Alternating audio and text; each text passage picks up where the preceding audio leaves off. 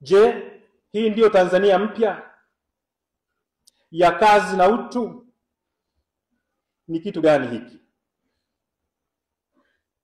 Padri moja katika mahubiri tafakari kama hii, mimi nimemsikiliza vizuri sana, amenigusa sana. Anasema hatuwezi kuchoka au kusita au kuogopa au kuhofu lolote kuzungumza mambo haya.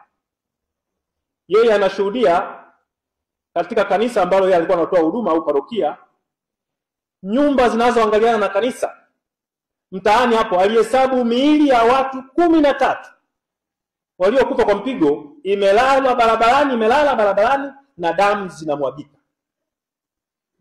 Sasa anasema mimi nisizungumze habari hizi. Na kweli kanisa likishindwa kuzungumza habari hizi, limepoteza hadhi yake, limepoteza nafasi yake. Sauti ya kinabii inayowaongoza watu, inayofanya kila linaloweza kufanyika ili kuutakatifuza ulimwengu. Padri huyu anasema kwa uchungu sana. Anasema damu inayomwagika katika uso wa nchi daima hupiga kelele. Na mimi naungana naye kwa kuoanisha hili alichokisema na kile ninachokijua kutoka katika maandiko matakatifu, kitabu cha Mwanzo sura ya 4 aya 9. Kwamba damu hii inayomwagika inafananishwa na ile damu ya Abel iliyokuwa inamlilia Kaini. Na Mungu akajitokeza akamuuliza Kaini, ndugu yako yuko wapi? Kitabu cha Mwanzo sura ya 4 aya 9. Anakwepa jukumu, anasema mimi si mlinzi wa ndugu yangu. Kweli? Uko hapo kufanya nini kama wewe sio mlinzi wa ndugu yako? Kazi yako nini?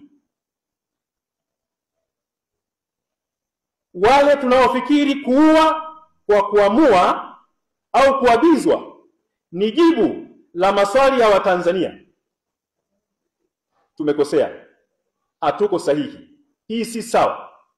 Kuua namna yoyote ya mauaji kwa kuamua mimi mwenyewe au kuagizwa na mtu yoyote ni kosa na ni kuingilia kiti cha enzi cha Mungu mwenyewe. Tumsifu Yesu Kristo. Nataka niseme jambo hilo sio jibu la maswali ya Watanzania.